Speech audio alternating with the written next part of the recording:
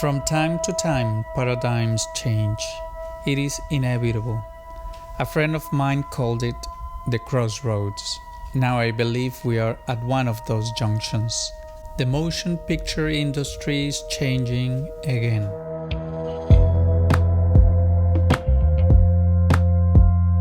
The inevitability of change.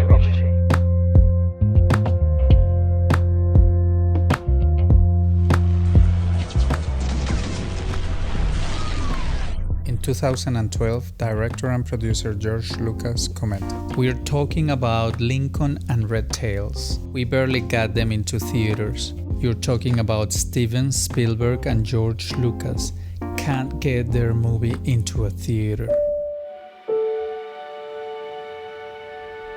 As a filmmaker, when two of the greatest directors and producers of this time have difficulties to put their movies on theaters, it is a clear sign to prepare and rethink the strategy.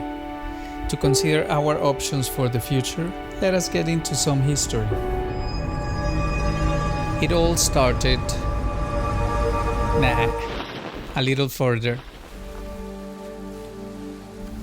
A good beginning is 1878, when California's governor Leland Stanford wanted to prove that at a certain point in time a galloping horse would have his four hooves off the ground.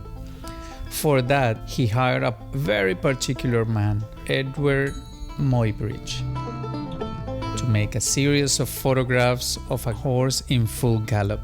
When strung together, these photographs gave the sensation of continuous movement. And the magic of moving pictures began, sort of, with a gradual contribution from many. Edison, with his worker W.K. Dickson, synthesized the ideas and inventions of others, and in 1891 invented the kinetograph. At this moment, it was not seen as a business much.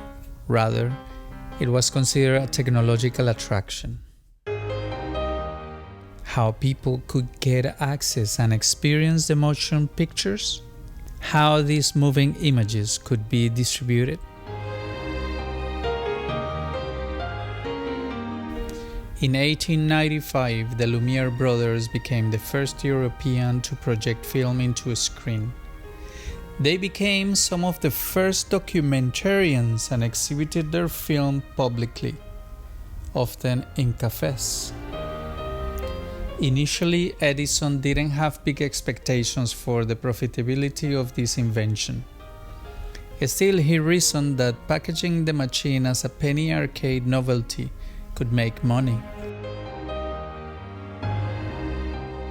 Later, the motion pictures were able to get out of the arcades into the vaudeville shows, sort of a traveling theater act.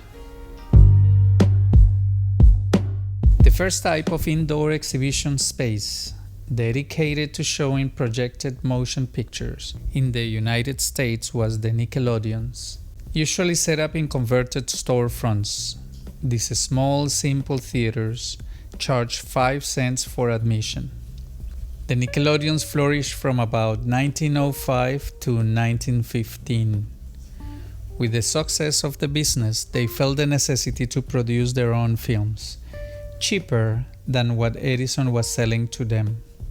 In this way, giving rise to the studios. They grew and strengthened their independence, controlling the production to exhibition and distribution.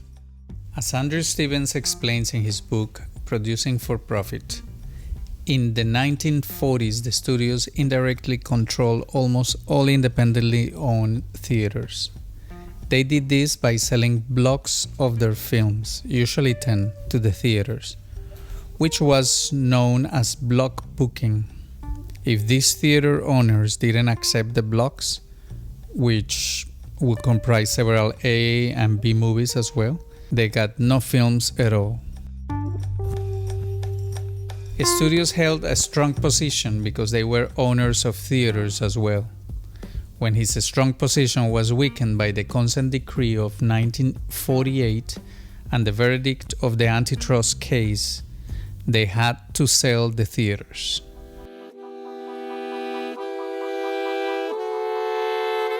From the inception of cinema until sometime in the 1940s, motion pictures were only released cinematically. But with the advent of television, all of a sudden, there was a new market.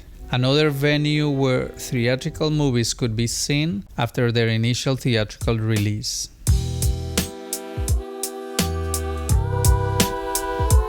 When home video arrived in the 1980s, a recordable format evolved, and movies could be recorded off the consumer's television.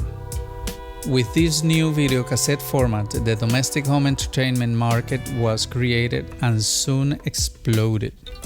Film producers and distributors realized new movies could be made directly for the home video market. Currently, only the smallest percentage of independent films get US theatrical distribution, unless they've won awards at one of the major film festivals, or the cast is packed with A-list stars.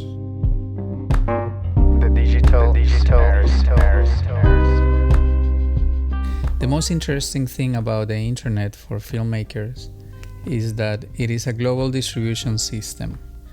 Anyone with a digital camera and the ability to upload can give his or her film or video instant worldwide exposure.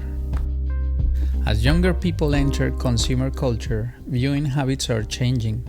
We have to think about these things as we pursue digital products. Each screen offers its own varying degrees of interactivity. Recognize the digital space as a unique environment with its own content and business models. Today, it's not just about creating digital content, which is still important, but also about building an online community around your content brand. In my experience, people want to know more than what they see in a film. They want to connect on a deeper level for a more complete experience. And that can't always happen in 90 minutes. Think about what other products you can create for your film concept. Books, additional DVDs, seminars. Because change is inevitable. It's going to come in any business, any industry, any time in life.